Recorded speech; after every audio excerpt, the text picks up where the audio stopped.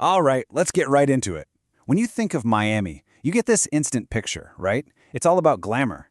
But what if that whole picture, that entire vibe, is built on something pretty shaky?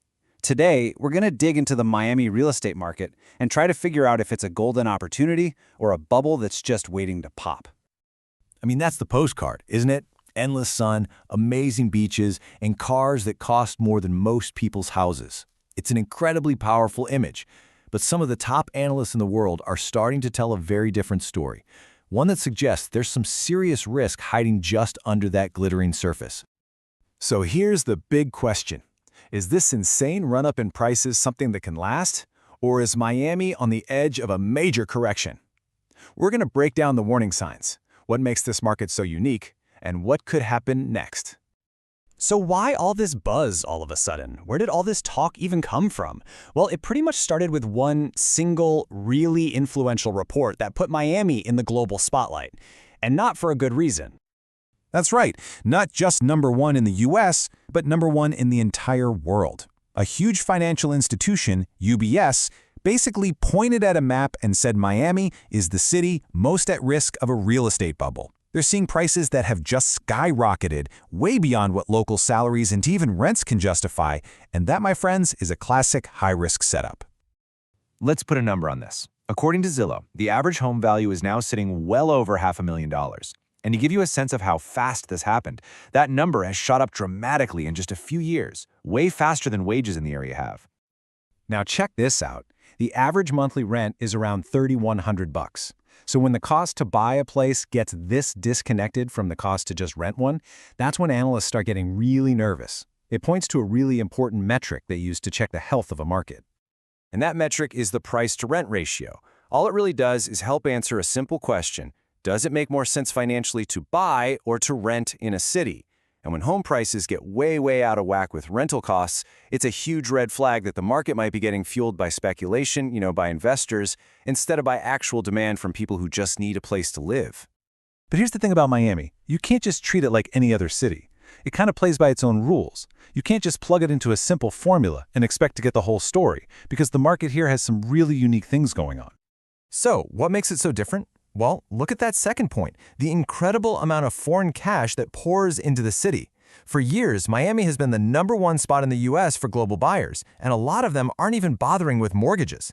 This has basically created a whole separate economy at the super high end, and it's led to this massive disconnect between the luxury market and what a regular local can afford.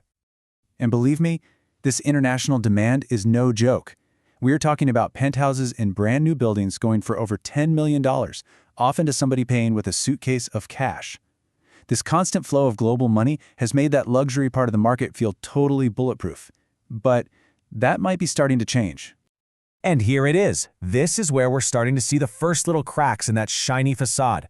Reports are coming out that pre-sales for new condo buildings are slowing down. We're seeing more and more properties just sitting on the market, unsold, for longer. These are like textbook signs that supply might finally be catching up to and maybe even passing demand. Okay, so if the market really is cooling off, what does that actually mean? The word burst sounds so dramatic, right? Like a big explosion. But in reality, there are a few different ways this could all play out. Let's walk through the 3 most likely scenarios. So on one end of the spectrum, you've got the soft landing. That's the best case scenario, where prices just kind of level off and the market cools down gently. In the middle, you have a correction, where we could see prices actually fall, maybe 10 to 25%. That would hit those overbuilt luxury condo markets the hardest. And then you've got the sharp crash. It's a low probability event, but it would be a big deal with lots of distressed sales. Now, here's the crucial thing. Most analysts do not think a 2008-style crash is likely. And why is that? Well, Miami has these built-in shock absorbers. That huge number of cash buyers we talked about, it means fewer people are at risk of foreclosure if prices dip a bit. Plus, the city's lifestyle and tax advantages are always going to attract wealthy people, which creates a kind of safety net for demand. But there's another risk factor here, one that's pretty unique to a coastal place like Miami. It has nothing to do with interest rates or foreign money. It's the wild card in the deck: climate change. This is becoming a huge deal. The cost of just insuring your property against floods and hurricanes is skyrocketing. And for older condo buildings, the cost to update them to handle flooding and meet new safety rules is massive. This puts an incredible amount of financial pressure on owners. It eats into your profits and makes these properties a lot less attractive for the long haul. Okay, so we've talked about a lot of risks. I get it. But you know what they say? With risk often comes opportunity. So if prices do correct, where might the smart money start looking for deals? A correction could really open up some interesting strategies. So, for example, look at that third one, long-term rental place. If the price to buy a place falls, but the demand from regular people needing to rent stays strong, investors could swoop in, buy at a discount, and still generate really solid cash flow. And those shiny new condos? If developers get desperate to sell, you could see some deep discounts there. So, let's bring this all home. What does this all mean for you? Navigating this kind of market, whether you're buying, selling, or investing, means you need a clear strategy. Let's break down exactly what you should be thinking about and doing right now, depending on where you stand. If you're looking to buy, patience is your new best friend. You've got to wait for sellers who are actually motivated to make a deal. Get all your financing lined up so you can act fast. But honestly, the most important point on this list is the last one. If you're even thinking about a condo, you absolutely must dig into the financials of the HOA and its insurance situation. That alone can make or break your entire investment. And for sellers, well, the days of just picking a fantasy price and getting it are probably over. You need to be realistic and price your property for today's market. And just be mentally prepared for it to take longer to sell than it would have a year ago. If you're heavily mortgaged, it's a really smart idea to have a conversation with your lender early just to know your options. And finally, for investors, the name of the game is defense. You have to stress test your numbers. What does that mean? It means you run the math with higher costs. What happens to your profit if insurance doubles? What if the HOA fees go up 50%? Because that's actually happening. You want to focus on neighborhoods with a mix of different people who need to rent.